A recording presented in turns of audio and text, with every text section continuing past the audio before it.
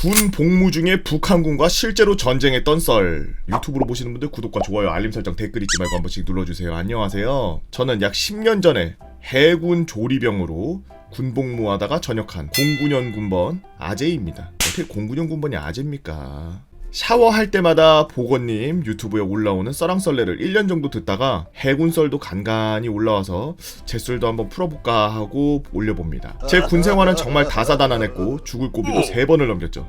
와, 군생활 동안 3번의 죽을 고비를 넘겼어? 그 3번째 중 첫 번째 썰입니다. 이 썰은 나무 위키와 기사에도 서술되어 있고 안보에 영향을 미치는 정보는 작성되지 아니함을 밝힙니다. 마창진에 거주 중이던 저는 진해 자대 배치를 받을 줄 알았으나 1지망, 2지망, 3지망까지 다 튕겨서 제일 기피하던 평택 2함대로 자대 배치를 받았죠.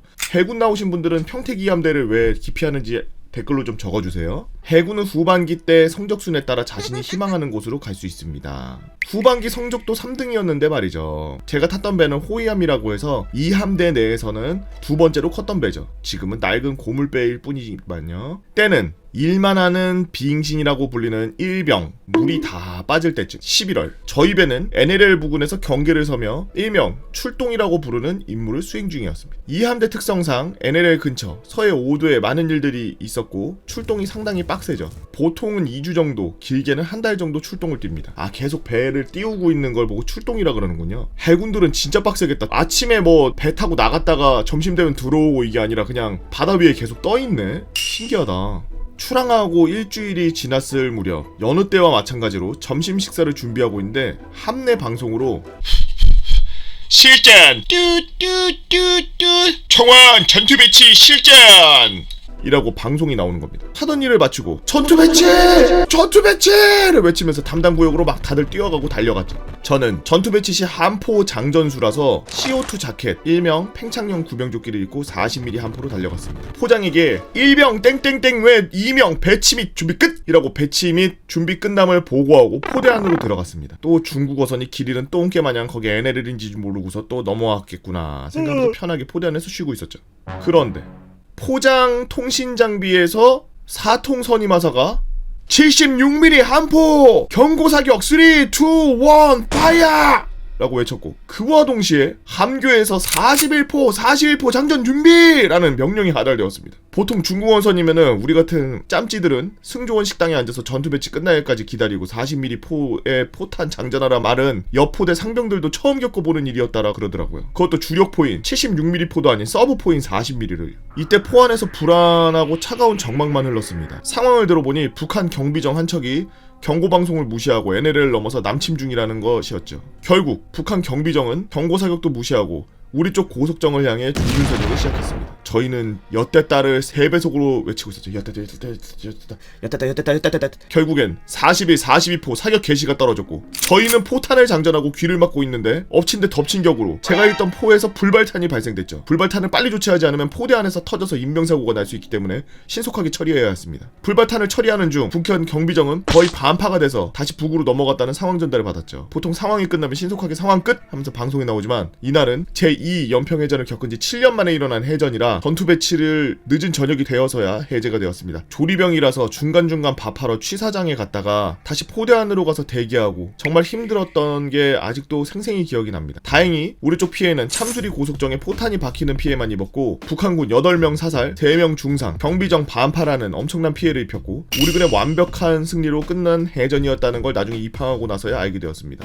후에 이 사건을 대청해전이라고 명명하게 됩니다. 대청해전이 일어나고 저희는 2주짜리 출동을 부식이 바닥날 때까지 약 보름 동안 연장 출동을 뛰었죠. 입항을 해서 저희 함장님은 표창을 받게 되었고 당연히 승조원들은 아무 포상을 못 받았습니다. 함내의 싸지방을 통해서 싸이월드에 들어가 보니 방명록이나 한 줄 글은 친구들의 걱정 있는 글로 가득했고 저는 살짝 눈물이 고였죠. 저희 가족들은 걱정이 되어 잠도 못 잤다고 하더라고요. 이 일을 계기로 애국심과 자부심이 생겨서 함정 계속 근무 서약서 일명 앵커를 박았고 나중에 일어날 나비 효과는 생각도 하지 못했죠. 얼마 전 전문하사로 임관하여 지금은 끝발 중사가 된 부임과 만나서 대청해전에 관한 추억팔이를 하는 중 그 친구가 하는 말이 만약 제가 간부로 임관하면 대청해전의 경험 덕분에 전투 경력이 인정돼서 약장 하나 다 할 수 있을 거라고 하더라고요. 번외로 말씀드리는데 개인이 보도가 진짜 빨랐습니다. 교전 일어난 지 11분 만에 방송이 보도가 나오고 있더라고요. 진짜 놀랐었죠. 2번 대청도 여 근처에서 일어난 거구나. 고속정 외부 격벽 15발 타는 인명피해 없음.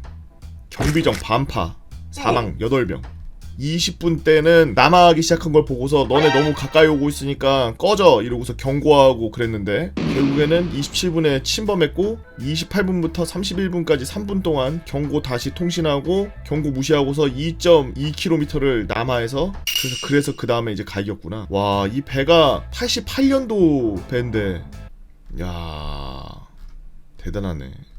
물론 국군에서도 간혹 이렇게 서로 총을 쏘거나 이런 교전이 일어나고는 하는데 해군은 교전이 일어나면은 그냥 배를 그냥 걸레짝으로 만들어버리는. 북한 애들 무슨 배 나무로 만들었나요? 아니면 우리나라 배가 무장이 좋은 건지. 북한 애들 배 그냥 항상 북한 애들 배 우리나라로 넘어왔다 싸웠다 이러면은 북한 애들 배 정상적으로 집에 돌아가는 걸 본 적이 없어. 이게 사실 바다도 굉장히 중요한 곳이거든요. 우리가 항상 땅에만 있으니까 땅을 중요하다고 생각하는데 바다, 하늘 이런 곳은 전략적으로 중요한 곳들이에요. 그래서 해군이나 공군들이 우리 눈에는 잘 안 보이지만 바다에 나가 있고 그러니까 뭐 육군들이야 PC방 가도 막 볼 수 있고 고속버스 터미널만 가도 볼 수 있고 뭐 그렇지만 해군이나 공군 친구들은 잘 안 보이잖아요. 뭐 하는지도 잘 모르고 그래서 인원도 그렇게 많지 않고 그런데 공군은 싸워서 전투에서 이겼다 뭐 졌다 이렇게 나오는 썰은 들어본 적이 없는 것 같고 해군 썰은 썰랑썰레에 올라오는 글들 보면은 한 번도 진 적이 없어요. 역시 우리나라는 개